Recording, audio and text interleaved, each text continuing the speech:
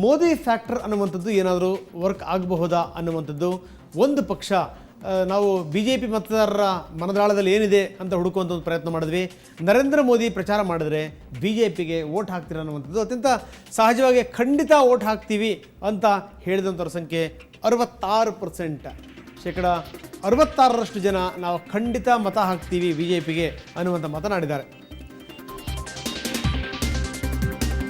ನೋಡಿ, ಇಲ್ಲಿ ಭಾಳ ಆಶ್ಚರ್ಯಕರ ಸಂಗತಿ ಅಂತಂದರೆ ನಾವು ಕೇಳಿದ್ದು BJP ಮತದಾರರ ಮನಸ್ಸಲ್ಲಿ ಏನಿದೆ ಅಂತ. ಭಾಳ ಆಶ್ಚರ್ಯಕರ ಅಂಶ ಅಂತಂದರೆ 27% ಜನ ನಾವು ಖಂಡಿತವಾಗಲೂ ವೋಟ್ ಹಾಕೋದೇ ಇಲ್ಲ ಅಂತ ಹೇಳಿರುವಂಥದ್ದು. ಇದು ಒಂದು ಆಶ್ಚರ್ಯಕರ ಸಂಗತಿನೇ.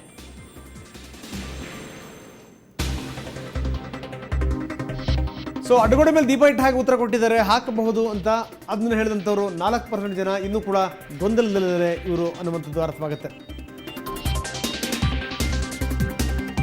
ಇನ್ನು ಲೆಕ್ಕಕ್ಕಿಲ್ಲ ಅಂತ ಹೇಳಿದಂಥವ್ರ ಸಂಖ್ಯೆ 3%. ಇದು BJP ಮತದಾರರ ಮನದಾಳದ ಒಂದು ಮಾತುಗಳು. ಇನ್ನು BJP ವಿರೋಧಿ ಮತದಾರರು ಅತ್ಯಂತ ಸಹಜವಾಗಿ ಮೋದಿನ ವಿರೋಧಿಸುವಂಥವ್ರವರು, ನೀವೇನಾದರೂ ನರೇಂದ್ರ ಮೋದಿ ಪ್ರಚಾರ ಮಾಡಿದ್ರೆ BJP ವೋಟ್ ಹಾಕ್ತೀರಾ ಅಂತ ಹೇಳಿದ್ರೆ ಖಂಡಿತ ಹಾಕ್ತೀವಿ ಅಂತ 2% ಜನ ಹೇಳಿದ್ದಾರೆ. ನಿಜಕ್ಕೂ BJPಯವರು ಇದನ್ನು ಕೂಡ ಒಂದು ಸಾಧನೆ ಅಂದ್ಕೋಬೋದು. ಯಾಕಂದರೆ ನಮ್ಮ ವಿರೋಧಿಗಳು ಕೂಡ ಮೋದಿ ಬಂದರೆ 2% ಮತ ಹಾಕ್ತಾರೆ ಅಂತಂದರೆ ಇದು ಚುನಾವಣೆಯ ಫಲಿತಾಂಶದ ಮೇಲೆ ಸಾಕಷ್ಟು ಪರಿಣಾಮ ಬೀರುತ್ತೆ ಅನ್ನುವಂಥದ್ದು ಅವರ ಮಾತು ಆಗಬಹುದು. ನೆಕ್ಸ್ಟ್,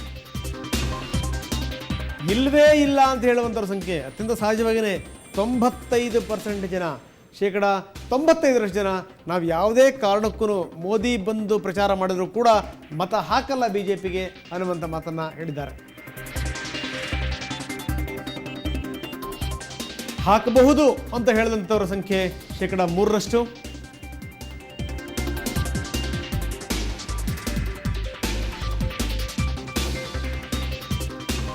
ನೋಡಿ, BJP ವಿರೋಧಿ ಮತದಾರರು ಇಲ್ಲೂ ಕೂಡ ಸಹಜವಾಗಿ ರಾಹುಲ್ ಗಾಂಧಿ ಪ್ರಚಾರ ಮಾಡಿದ್ರೆ ನೀವೇನಾದರೂ ಕಾಂಗ್ರೆಸ್ ವೋಟ್ ಹಾಕ್ತೀರಾ ಅಂತಂದರೆ ಯಾರು ಕೂಡ ಒಪ್ಲಿಕ್ಕೆ ಸಾಧ್ಯ ಇಲ್ಲ. 73% ಜನ ನಾವು ಯಾವುದೇ ಕಾರಣಕ್ಕೂ ಎಂಥ ಸ್ಥಿತಿನಲ್ಲೂ ಕೂಡ ನಾವು ವೋಟ್ ಹಾಕಲ್ಲ ಅನ್ನುವಂಥ ಮಾತನ್ನು ಹೇಳಿದ್ದಾರೆ. ಯಾವುದೇ ಕಾರಣಕ್ಕೂ ನಾವು ಕಾಂಗ್ರೆಸ್ಗೆ ವೋಟ್ ಹಾಕಲ್ಲ ಅನ್ನುವಂಥದ್ದು ಅವರ ಅಭಿಪ್ರಾಯ. ನೆಕ್ಸ್ಟ್,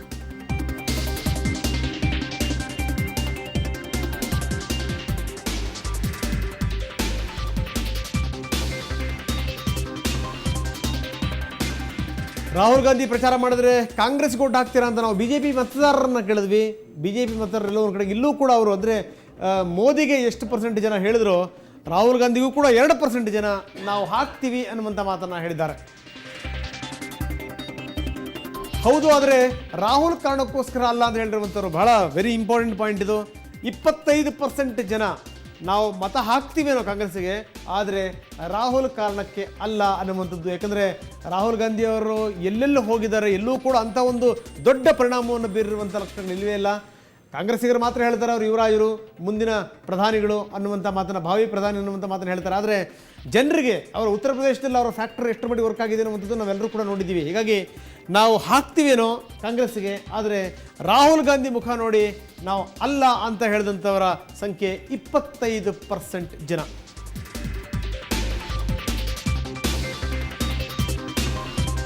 ನೋಡಿ, BJP ಮತದಾರರು ಹೇಳಿರುವಂಥದ್ದು ರಾಹುಲ್ ಗಾಂಧಿ ಪ್ರಚಾರ ಮಾಡಿದ್ರೆ ಕಾಂಗ್ರೆಸ್ಗೆ ವೋಟ್ ಹಾಕ್ತೀರ ಅಂತ 69% ಜನ ಅತ್ಯಂತ ಸಹಜವಾಗಿ ಇಲ್ಲ ಅನ್ನುವಂಥ ಮಾತನ್ನು ಹೇಳಿದ್ದಾರೆ.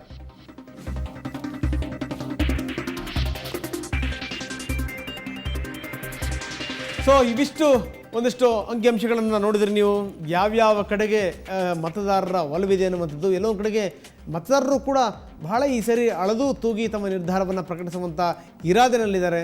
ಅಷ್ಟು ಸುಲಭವಾಗಿ ಯಾವ ಅಂಶಗಳು ಕೂಡ ಅವ್ರ ಮೇಲೆ ಪರಿಣಾಮ ಬೀರುತ್ತವೆ ಅಂತ ಹೇಳಲಿಕ್ಕೆ ಆಗೋದಿಲ್ಲ. ವಿಶ್ವೇಶ್ವರ ಭಟ್ ಹೇಳಿದಂಗೆ ಇದು ಆರಂಭದ ಮಾತ್ರ. ಮುಂದಿನ ದಿನಗಳಲ್ಲಿ ಇನ್ನು ಯಾವ್ಯಾವ ಬದಲಾವಣೆ ಖಂಡಿತವಾಗಲೂ ಆಗೇ ಆಗುತ್ತೆ. ಇನ್ನು 1-1.5 ತಿಂಗಳಲ್ಲಿ, ಇನ್ನು 1 ತಿಂಗಳಲ್ಲಿ ಜನರ ಮೇಲೆ ಎಲ್ಲ ರೀತಿಯ ಅಸ್ತ್ರಗಳನ್ನು ಕೂಡ ರಾಜಕಾರಣಿಗಳು ಪ್ರಯೋಗಿಸ್ತಾರೆ. ಇನ್ನು ನಾವು ಬೇರೆ ಬೇರೆ ವಿಚಾರಗಳ ಬಗ್ಗೆ ಜನರನ್ನು ಕೇಳಿದ್ವಿ. ಅದರಲ್ಲಿ ನಂಬಿಕೆಯ ವಿಚಾರದ ಬಗ್ಗೆ ನಾವು ಕೇಳಿದಂಥ ಒಂದು ಪ್ರಶ್ನೆ ಜನರಿಗೆ, ಅದಕ್ಕೆ ಜನ ಉತ್ತರ ಕೊಟ್ಟಿದ್ದೇನು ನೋಡಿ.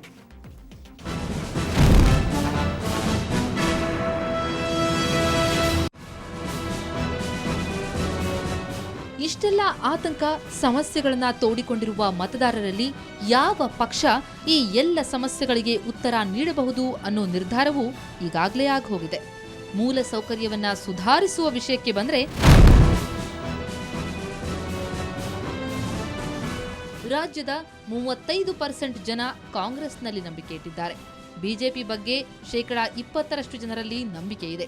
ಕೆಜೆಪಿ ಬಗ್ಗೆ ರಾಜ್ಯದ 3% ಜನ ವಿಶ್ವಾಸ ಇಟ್ಕೊಂಡಿದ್ದಾರೆ. ಜೆಡಿಎಸ್ ಬಗ್ಗೆ 11% ವಿಶ್ವಾಸವಿದ್ರೆ ಇವರು ಯಾರಲ್ಲೂ ವಿಶ್ವಾಸವಿಡದೆ ಇತರೆ ಪಕ್ಷಗಳ ಬಗ್ಗೆ ವಿಶ್ವಾಸ ಇಟ್ಟಿರುವವರು 2% ಜನ.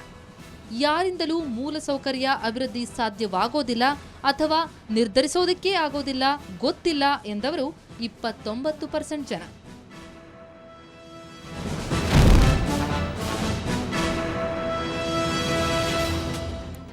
ಸುಧಾರಣೆ ಬಗ್ಗೆ ನಾವು ಜನರಿಗೆ ಪ್ರಶ್ನೆ ಕೇಳಿದ್ವಿ. ನೀವು ಯಾವ ಪಕ್ಷ ಅಧಿಕಾರಕ್ಕೆ ಬಂದರೆ ಒಂದಷ್ಟು ಸಾಮಾಜಿಕ ಸ್ಥಿತಿಗತಿಗಳು ಸುಧಾರಿಸಬಹುದು ಅನ್ನುವಂಥದ್ದು ಜನ ಹೇಳಿದ್ದೇನು ನೋಡಿ.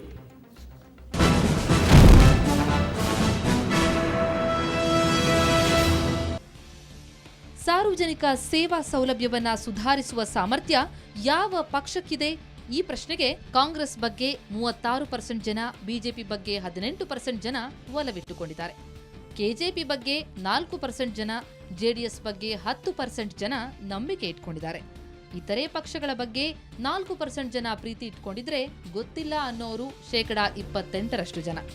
ಇನ್ನು ಭದ್ರತೆ ಮತ್ತು ಭಯೋತ್ಪಾದನೆ ನಿಯಂತ್ರಣ ವಿಷಯದಲ್ಲಿ ಕಾಂಗ್ರೆಸ್ 29% ಜನ ನಂಬಿಕೆ ಉಳಿಸಿಕೊಂಡಿದೆ.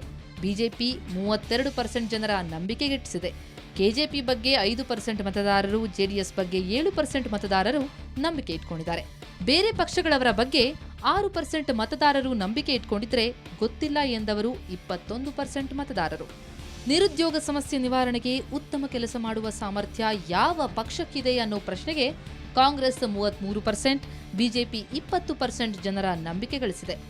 ಜೆಡಿಎಸ್ 6%, ಕೆಜೆಪಿ 4% ಜನರ ವಿಶ್ವಾಸ ಗಿಟ್ಟಿಸಿದೆ.